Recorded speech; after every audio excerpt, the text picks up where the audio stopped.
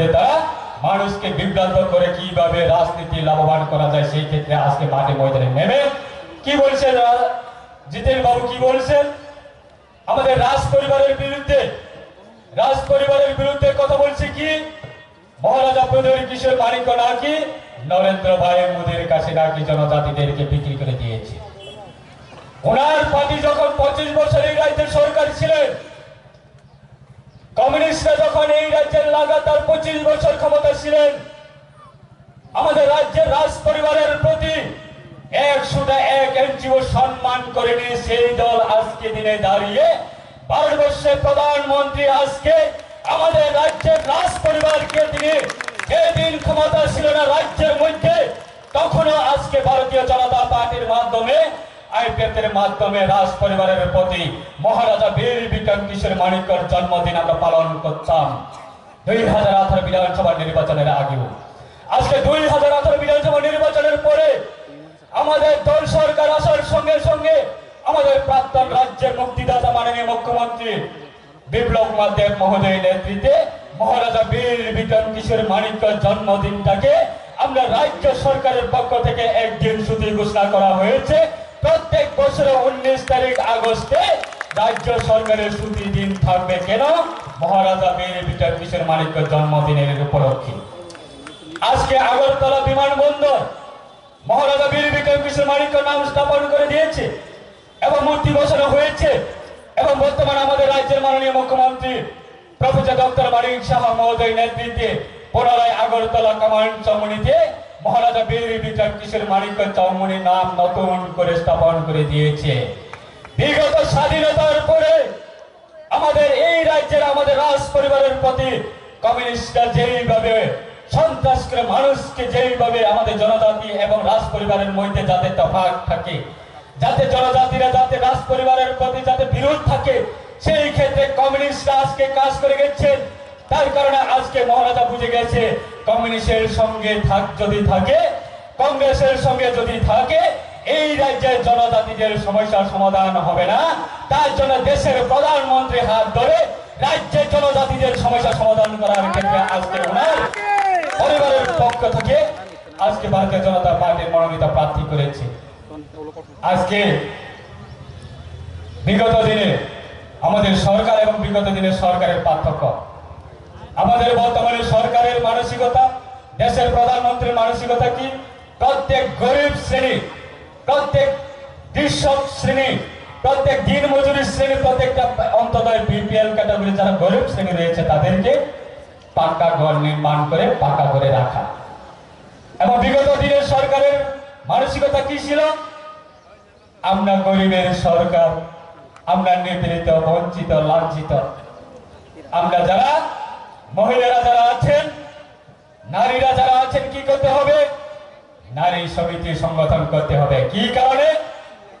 আমরা দেশের প্রধানমন্ত্রী প্রত্যেকটা দেশের প্রত্যেকটা নাগরিকের জন্য,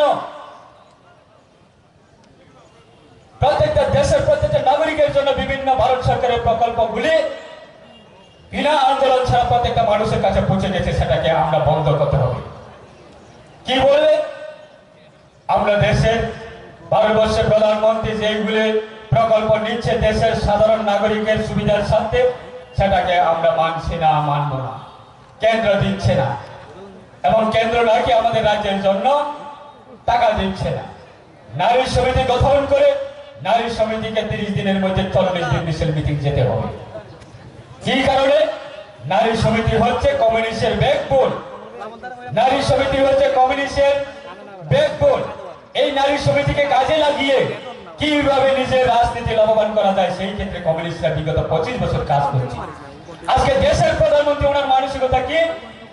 দেশের যারা নারীরা রয়েছে তারা হচ্ছে আমাদের ভারতবর্ষের মাতৃশক্তি, নারী মানে মাতৃশক্তি। তার কারণে আজকে নারীকে সম্মান দিয়ে দেশের মধ্যে দেশের উচ্চ পদস্থ উচ্চ স্তরের যে পদটা রয়েছে সেই জায়গাতে দেশের নারীকে সম্মান দিয়ে দেশের রাষ্ট্রপতি পদে আজকে বসিয়ে রেখেছে আমাদের মহিলা দ্রৌপদী মুর্মুজিকে। বিগত দিনে কমিউনিস্টের মানসিকতা হচ্ছে কি? যারা নারী আছেন সবাই মিছিল মিটিং যেতে হবে, পরিশ্রম করতে হবে, আমাদের চেয়ার যাতে রক্ষা থাকে, আমাদের ক্ষমতা যাতে বজায় থাকে। তার কারণে আজকে আমাদের দেশের প্রধানমন্ত্রী উনি বলে যে আমাদের দেশের যারা নারীরা আছেন আপনারা হচ্ছে আমাদের ভারতবর্ষের মাতৃশক্তি। আপনারা যতক্ষণ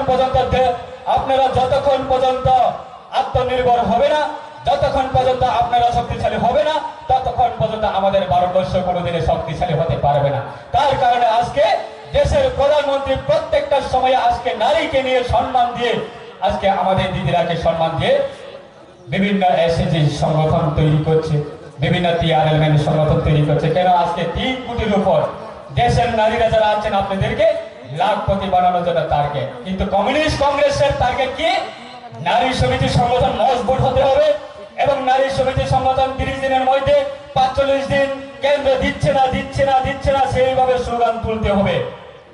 সেটাই আমাদের তফাৎ। তার কারণে আজকে আমরা এই জনসভার মাধ্যমে আমি সকলের কাছে আমার অনুরোধ থাকবো, আমরা যে কোনো ভাবে হোক আমাদের প্রার্থী মহারানী কীর্তি সিং মহোদয়া উনি যে কোনো ভাবে হোক উনি বিজয় হবে এবং চন্দ্রপুর থেকেও বিজয় হবে। তার মধ্যেও আমরা যারা বিরোধী আছেন তাদেরকে আমরা একটা সুন্দরভাবে শৈবল যেটা আমাদের টি20 ওয়ার্ল্ড কাপ হয়, এখন চলছে আমাদের আইপিএল টি20 ম্যাচ চলছে, কে কতটুকু রান করতে পারে সেই ক্ষেত্রে কম্পিটিশন চলছে। সবাই চাই 6 বলের মধ্যে 6টা ছক্কা মারার জন্য, ঠিক না? তাই আমাদের টার্গেট থাকতে হবে এই যে তাদেরকে ব্ল্যাক এন্ড হোয়াইট গ্রুপ যারা রয়েছে তাদেরকে একটা সুন্দরভাবে আমরা এই নির্বাচনের মাধ্যমে তাদেরকে শিক্ষা দিতে হবে। 6 বলের মধ্যে যাদের 6টা ছক্কা মারতে পারি তার ক্ষেত্রে আমরা দেশের প্রধানমন্ত্রীকে আমরা যে কোনো ভাবে হোক, আমরা ত্রিপুরা থেকে 2টি আসন রয়েছে, এই 2টি আসনের মধ্যে আমরা হাসির মুখে কংগ্রেসের পরিবারে হোক, কমিউনিস্টের পরিবারে হোক, তাদের পরিবারে গিয়ে আমরা সেটাই বলবো আমাদের দেশের প্রধানমন্ত্রী 3য়বারের জন্য নরেন্দ্র মোদী আবার পুনরায় প্রধানমন্ত্রী হচ্ছে। আপনার কাছে আমরা আশীর্বাদ চাইতে আইছি আমাদের প্রার্থীর জন্য এবং আমাদের রাজ্য সরকারের মাননীয় মুখ্যমন্ত্রী নেতৃত্বে আমরা দেশের প্রধানমন্ত্রীকে আমরা ত্রিপুরা থেকে 2টি পদ্ম ফুলের মাধ্যমে আমরা প্রার্থী দিচ্ছি। আগামী দিন লোকসভা নির্বাচনে আমরা যে কোনো ভাবে আমরা দেশের প্রধানমন্ত্রীকে আমরা উপহার দেব। সেই ক্ষেত্রে আপনি একটু হাত বাড়িয়ে আশীর্বাদ করার জন্য প্রত্যেক পরিবারে গিয়ে আমরা আশীর্বাদ চাইতে হবে। বন্ধুগণ, দিদিগণ, আমি আর বেশি সময় নিচ্ছে না, আমার দাদা আছেন যেহেতু দাদা সবকিছু বলবেন। আপনার সকলের প্রিয় দাদা